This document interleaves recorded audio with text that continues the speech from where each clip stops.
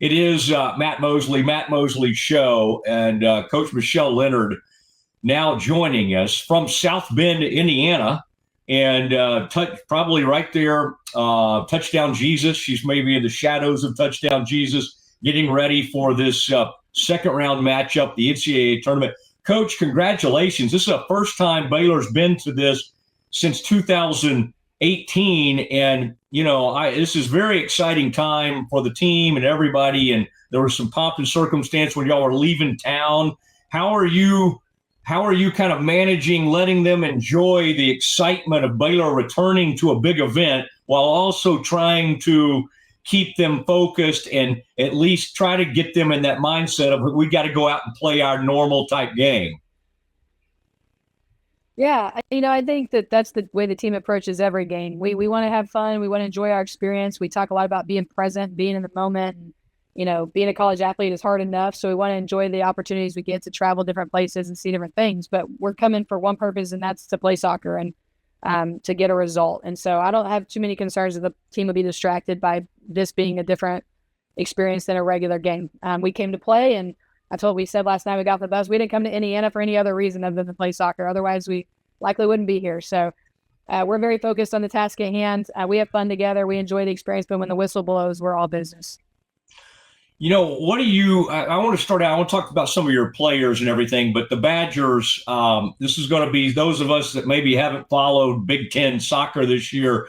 I would imagine you always have a feel for what's happening around the country, but then you find out who your opponent is. You really have to do a deep dive. I do think you have at least one transfer on your team from Purdue, I think it is. So you have some Big Ten flavor on the team. But what do we expect from Wisconsin? What are they sort of known for? And what do you guys have to, in preparing for this team, what do you really have to be prepared most for? Well, they're a very well-organized team. They're well-coached. They have a lot of defensive discipline, so they're hard to break down. Big, strong, and very physical. So we expect it to be a really physical game. That's typical of the Big Ten as a whole. Nothing overly sophisticated about their tactics, but discipline, very high level of discipline all the way around. They stay connected. They're willing to concede possession to stay organized and look to win the ball and score on a counterattack. And again, they've got big, physical, athletic players. And so we're expecting it to be a battle. We're going to have to be tough. We're going to have to be competitive. We need to win our duels. We need to win second balls. If we can win duels and win second balls, then I believe that we'll be able to settle into playing and knocking the ball around the way that we want to play. But we have to get some control over the game. And the only way we can do that is to compete physically early on and make sure we don't get pushed around. And once we settle in, I think it's going to require some patience. We're not going to be able to break them down immediately because of how well organized they are.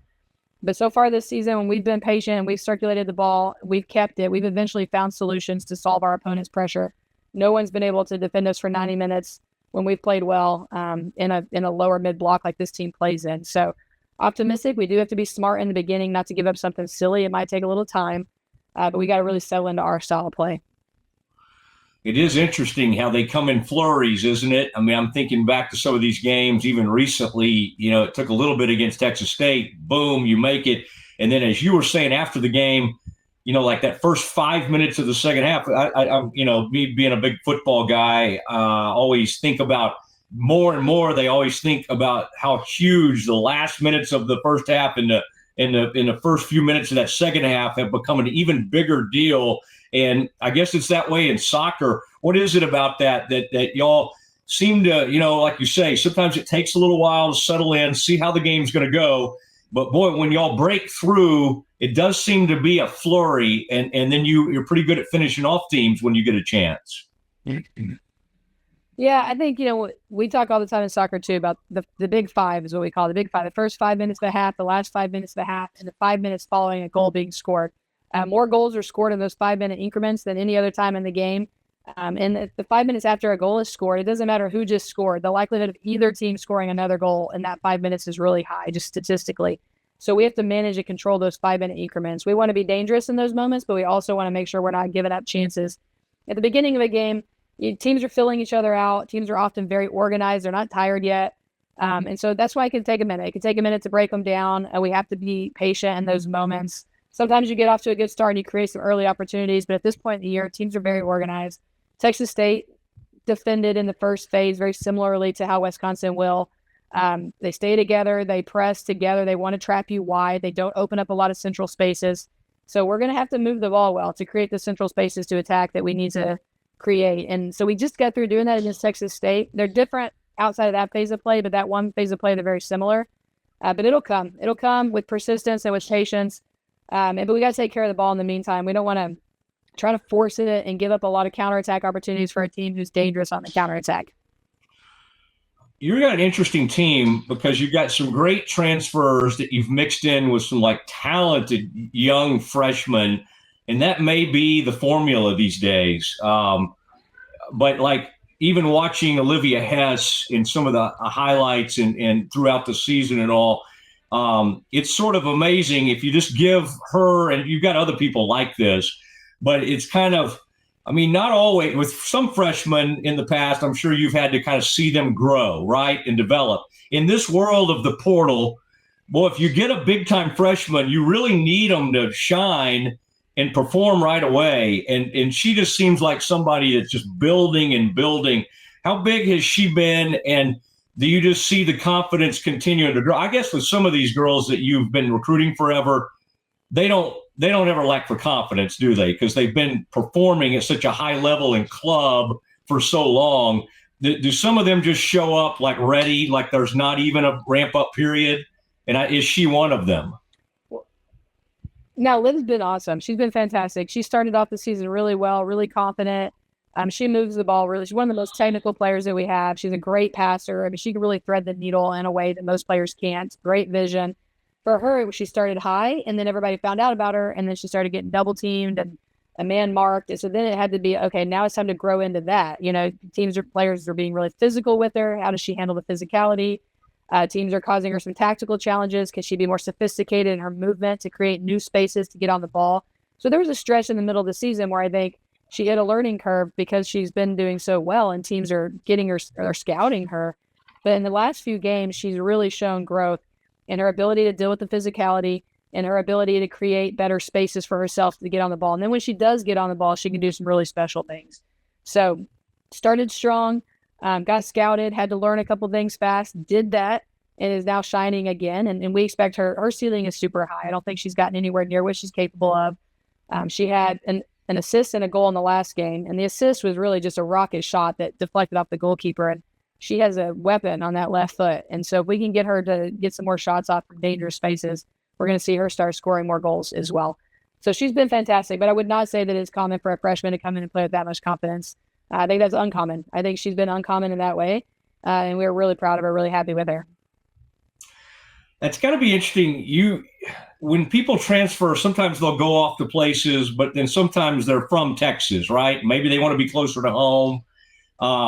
How do you handle that as a coach these days? I guess you just have to kind of keep track of everybody right across the country and go, well, that girl I was recruiting from Hebron. Now, I was thinking of Ariana. She actually just went to Houston. But, like, how interesting is that? Do you almost have, like, people on your staff assigned to maybe players that you really wanted at one point, but, hey, let's track them and see how they're doing? How do you sort of manage the players on your roster while also keep it being mindful of there's some talented people that maybe you didn't get that you at least want to kind of not stay in contact with, because I know you don't actively recruit them while they're on other rosters, but you know what I mean, track what they're doing in other places. Yeah, I mean, we keep up with a lot of the players that we recruit just because we follow NCAA soccer closely, and we've known a lot of these kids for years because we watch them and recruit them for years. So especially the ones that go in the Big 12, I mean, we're super familiar with them. But we kind of keep a close eye on them. The ones that are from Texas, again, we've known them forever. We know their club coaches. And so then when they hit the portal, a lot of times it's not always entirely surprising. We're tracking how programs are doing, whether that player's playing much or whether that team is doing well, and kind of anticipating some players potentially leaving. So it is a new day and age with the portal. I mean, we want to have a solid base of players that we bring in as freshmen and that we develop and that we keep. We also want to utilize the portal. And so sometimes we don't win the recruiting battle the first time around. There's various reasons for that. They go somewhere, they think they want to go far from home, or they think they find a better fit, and the grass is not always greener. So we certainly sometimes catch them on the backside whenever they go off and realize it wasn't what they thought it was going to be, and maybe Baylor's a better fit. And that's happened with several of these players. So we track them pretty closely, and we get them back when we can. The grass is always greener compared to Fort Worth. If a kid's at TCU, our grass is better. I mean, I think of Azul. Azul Alvarez has been huge for you this year. 10 shutouts. I've seen her make countless plays where she'll just go diving in there, and plays where other goalkeepers, there's a rebound to be had or something. A lot of times she kind of vacuums it up. That's got to be an interesting thing to see a player maybe not getting the time she had hoped. She comes to you and she's really become a breakout. First of all, how much confidence does that give, or comfort does that give a team to have somebody that talented back there behind them? And then that's got to be kind of cool when she goes in and plays against a rival. I think they took like 28 shots on her, maybe in one of those matchups I noticed. So they were very active. But what's that been like to kind of watch her grow and obviously become one of the better players in the Big 12? Yeah, no, Azul's fantastic. She gives our team a high level of confidence and playing the way that we want to play. She's a great shot stopper. She got great hands. She holds a lot of things a lot of other goalkeepers have to push away. She's very athletic. She's really good with her feet, and we play out from her all the time. And so she's got great presence in the box. She's really good in the air. So all the things you want out of a goalkeeper. It gives our back line a lot of confidence. They trust her. She trusts herself, and she trusts her defenders as well. So she's been fantastic, a huge part of our success. And you got to have that. I mean, you got to have goalkeepers and goal scorers. I mean, that's the bottom line. Like, if you want to win championships and compete, go to the NCAA tournament, goalkeepers and goal scorers. Without those two pieces, you can have a good team that just falls flat consistently. And so we've got those two things this year, and Azul's been rock solid for us. And we got another year with her, and we're really grateful for that. And then eventually after that, she'll go on and she'll be a pro, and she'll be an excellent pro. All right. Is Ariana Jemison your most creative player? And when someone's 5'3", because you have 5'7", 5'9", this can be a very physical game. And it's become even more physical, it seems like. But when you're a shorter player like she is, and she's obviously a spark plug for you, but do you have to be that much more creative? Do you find that the players that are a little closer to the game tend to be a little more creative with the ball? I'm just watching her. It's just kind of amazing to see how she kind of gets in and out of little areas and creates things for you. No, she's great on the ball. She's very creative. She's very technical, unpredictable. And so I think that's what makes her special is you think you know what she's about to do, and then she does something else. She's good on both feet, so she doesn't have a weakness. She doesn't favor going one direction over the other. She can really strike a ball well, and not just hard, but she can shape it with different, surfaces of her foot, bend it and make it knuckle, make it dip. She can do things a lot of people can't do. And so she's a constant threat, a constant weapon. You're right. The smaller players can sometimes be harder to defend. For the center back, a profile of a center back in the Big Ten is probably 5'9", 5'10", big, tall, maybe not as mobile. Maybe they can't change directions as well as a 5'3", dynamic, athletic player who can cut and shift and change directions on a dime. And that's what Ari can do. So she's definitely going to be able to come in and make a huge impact for us tomorrow, get on the ball. She'll get fouled. She draws fouls like crazy. She frustrates players. She frustrates defenders. And so we can, keep her out there as long as possible, keep her healthy. She's going to be able to cause some problems tomorrow. Okay, how do you handle it? Last one for you. This time of year, because there's at least one real huge job opening that just happened in the state. And obviously, we don't want to lose you. I don't know if college coaches maybe have agents and that kind of thing, in college football, obviously they address it with their team. I do think people are going to try, be very interested in you. And I don't know if you've been contacted or not. How do you kind of handle that? Because you've already had it happen at one place that you loved, and Baylor was able to hire you away from DBU. When your team has this much success, and obviously you've put a really talented team together, you're going to get looks from other schools. How do you kind of handle that? Honestly, we haven't talked about it. We haven't thought about it. Like, we've just been focused on our season. I'm not looking to make a change. I love my job here. I love what we're building. I believe in what we're building. We just got through recruiting a really talented 2027 class that we've already got 9 players in. So the future for Baylor Soccer is really bright. I think everybody right now is very much in the moment, and nobody's thinking about what might be or what could be or what's next year. We're just trying to stay focused on what's in front of us, and that's Wisconsin tomorrow. And so as far as I'm concerned, there's nothing there regarding that. Okay. I'm focused on this team and what we're trying to build here, and not just this season, but, for years ahead. All right. I'm just trying to keep anybody in maroon from getting close to you. All right. I understand. Okay.